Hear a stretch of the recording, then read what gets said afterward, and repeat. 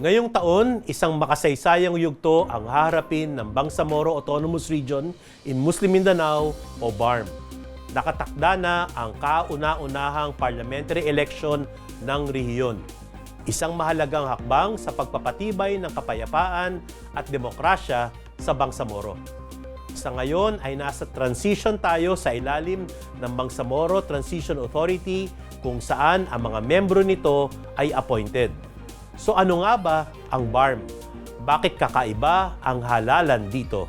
At ano ang aasahan sa unang parliamentary election? Aalamin natin ang mga sagot sa mga tanong na yan.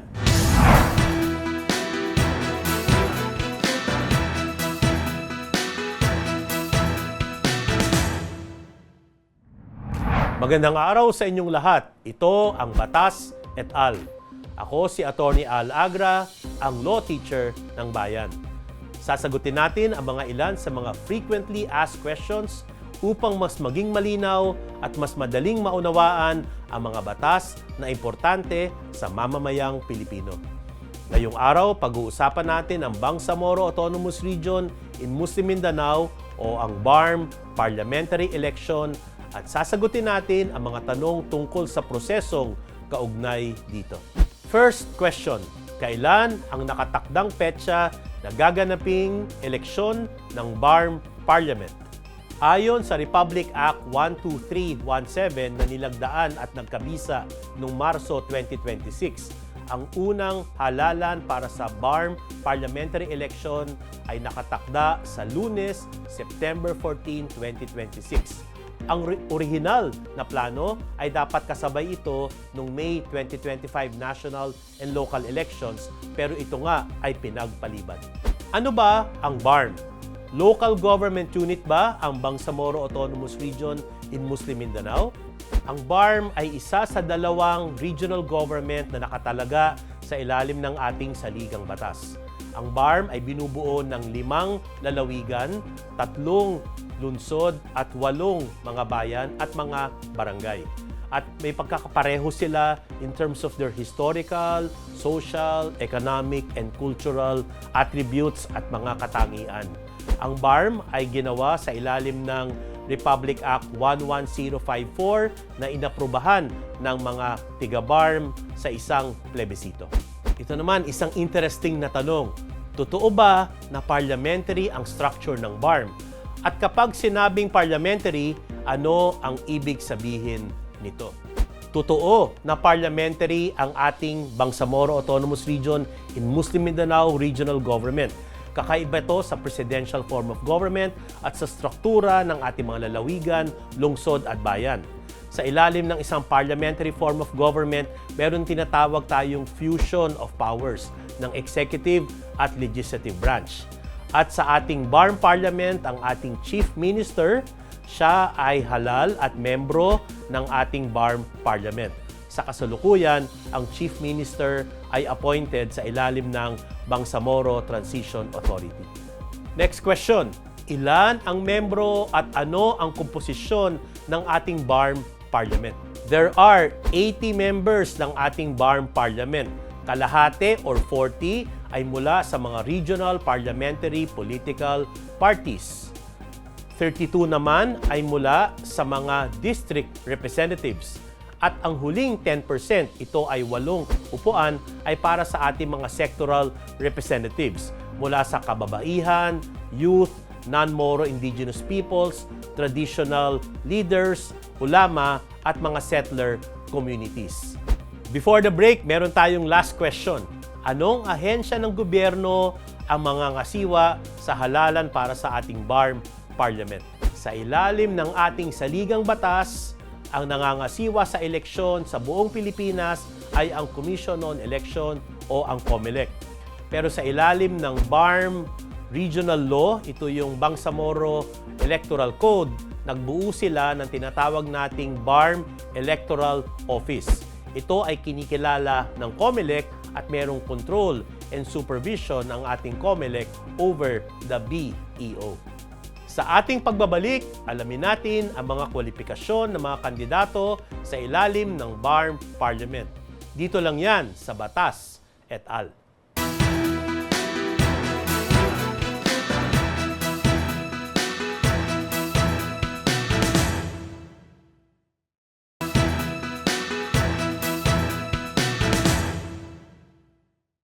Nagbabalik ang Batas et al. Sasagutin pa rin natin ang mga katanungan patungkol sa gaganaping BARM elections. Ano ang mga kwalifikasyon na kakandidato bilang mga membro ng BARM Parliament? Para sa lahat ng membro ng BARM Parliament, unang requirement, kailangan siya ay Filipino citizen.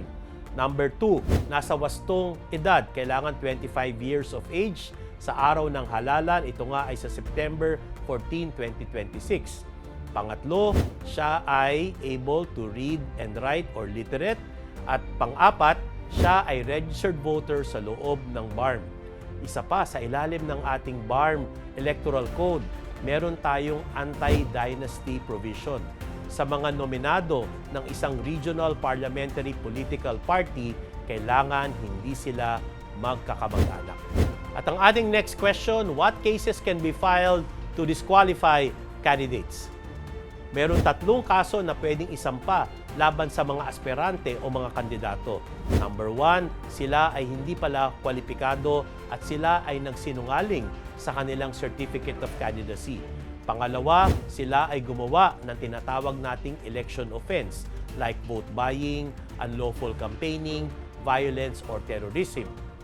At ang pangatlo, kung sila ay walang lehitimong layunin tumakbo sa eleksyon or sila ay mga panggulo lamang, pwede silang kasuhan ng isang petisyon na ideklara silang isang nuisance candidate. At ang mga kasong ito ay dapat isampa sa ating Commission on Election at the division level. When may candidates campaign and in what form? Sa ilalim ng batas, mayroong 45 days para mangampanya. Ito ay nag-umpisa noong July 30 at magtatapos sa September 12. Bawal po mangampanya on September 13 at sa araw ng eleksyon, September 14. Ano ba mga pangkaraniwang forma ng kampanya? Siyempre yung sortie, house to house, printed materials, mga rallies, at pinapayagan po ang paggamit ng social media sa pangangampanya, pero ayon sa isang COMELEC resolution, kailangan iparehistro ng mga kandidato ang kanilang mga campaign platforms. Bawal po ang mis at disinformation, at kung gagamit sila ng AI, kailangan po ito i-disclose ng maayos. What are the prohibited forms of campaigning and prohibited activities? Bawal po ang pamimili ng boto. Bawal din po ang hindi pagsunod sa mga panuntunan tungkol sa campaign materials para sa ating mga kandidato. Ang mga kandidato, bawal po magbigay ng donation. Bawal din pong gamitin ang public funds para po sa kampanya. At kailangan magpaalam sa ating Commission on Election kung gagamit po ng pondo ng gobyerno at kung magsasagawa ng mga tinatawag nating public works. Sa mga rallies, bawal po ang libreng transportation, food and drinks during the rally. Of course, bawal po ang violence or any form of terrorism. Pag ito po ay ginawa ng isang kandidato, pwede silang kasuhan ng isang disqualification case.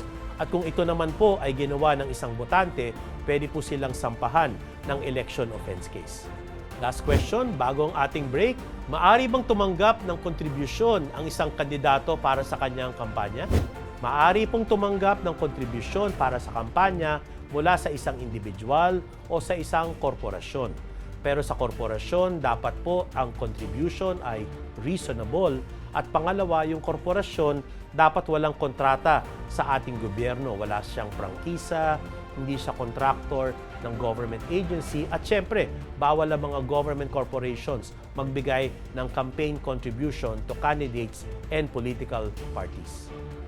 Ano ang mga bagay na dapat tandaan sa araw ng halalan? Tutok lang kayo, magbabalik ang Batas et al.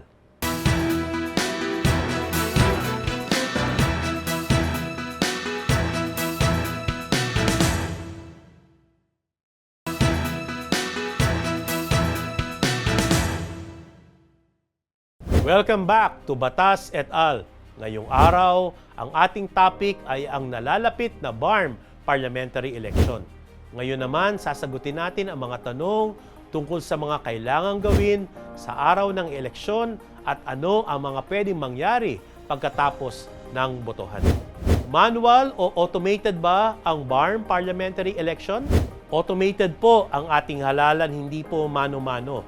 Sa isang automated election, ang mga pangalan ng kandidato ay nasa oval. Ang gagawin lang po ng botante ay i-shade ang oval. Para sa BARM parliamentary election, nandun pa po ang logo ng mga parties at litrato ng mga kandidato. Machine po at computer ang magbibilang, magtatransmit at magtatali. Compared sa manual election, mga guro ang magbibilang, magsusulat at magbabasa ng eleksyon. Ang BARM parliamentary election ay kadugtong po ng ating national and local election, kaya ito po ay automated at hindi po mano-mano. Next question, dapat bang mag-file ng Statement of Contributions and Expenditures or SOSE ang ating mga kandidato? Oo. 30 days after an election, kailangan po mag-file ng SOSE. Para sa darating na BARM election, ang deadline po ay October 14, 2026. Ano ang epekto pag hindi ka nag-file ng SOSE? Ikaw ay hindi ka makaka-assume sa iyong posisyon. At kung 2 beses kang hindi nag-file ng SOSE, ikaw ay madi-disqualify. Pero linawin natin, hindi po ito krimen. Hindi po kayo makukulong kung hindi kayo magfa-file ng iyong Statement of Contributions and Expenditures. Sa mga matatalo sa halalan, ano mga kaso ang pwedeng isampa laban sa mga naproklama? 3 ang pwedeng isampa laban sa mananalo. Una, ang tinatawag nating election protest. Pangalawa, sa issue ng kanilang eligibility, ang tawag dito ay quo warranto. At kung sila ay nag-commit ng isang election offense, pwede silang sampahan ng election offense case. Sa usapin ng election protest, ito ay isasampa sa ating COMELEC division dahil ito ay regional in nature. Within 10 days from proclamation, at yung magsasampa o yung tinatawag nating protestant, kailangan siya ay para sa posisyon na yon. Pangalawa, tinatanggap niya ang legality ng proclamation at kailangan particular din ang kanyang allegation of fraud at yung lugar na kanyang nirereklamo. Gaano katagal ang termino or term of office ng mga membro ng BARM Parliament? Dahil sila ay tinuturing na local officials, ang kanilang termino ay 3 years. Ito ay mag-uumpisa sa October 30, 2026 at ang susunod na halalan para sa BARM Parliament ay kasabay na po ng ating national and local election. Ito ay sa second Monday of 2031. At ang ating huling tanong, maaari bang gumawa ng batas ang ating BARM Parliament? Opo, ang ating BARM Parliament ay pwedeng gumawa ng tinatawag nating regional laws o sumasaklaw sa Bangsamoro Autonomous Region in Muslim Mindanao. Ang ating BARM Parliament ay unicameral, isang sangay lang po siya.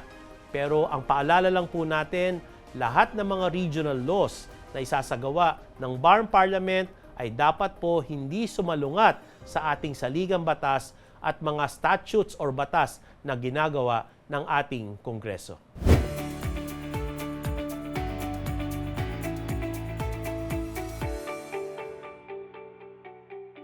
Ilang araw na lang, boboto na ang mga mamamayan ng Bangsamoro para sa kauna-unahang BARM parliamentary elections. Isang makasaysayang halalan ito, hindi lang para sa pagpili ng mga leader, kundi para sa pagpapatibay ng kapayapaan, demokrasya at magandang pamamahala sa Bangsamoro. Kaya mahalagang maunawaan natin ang mga batas at mga prosesong kaugnay ng BARM at ng parliamentary election upang makaboto ng may sapat na kaalaman at hindi tayo maagrabyado. Ako si Attorney Al Agra, sama-sama nating alamin ang batas.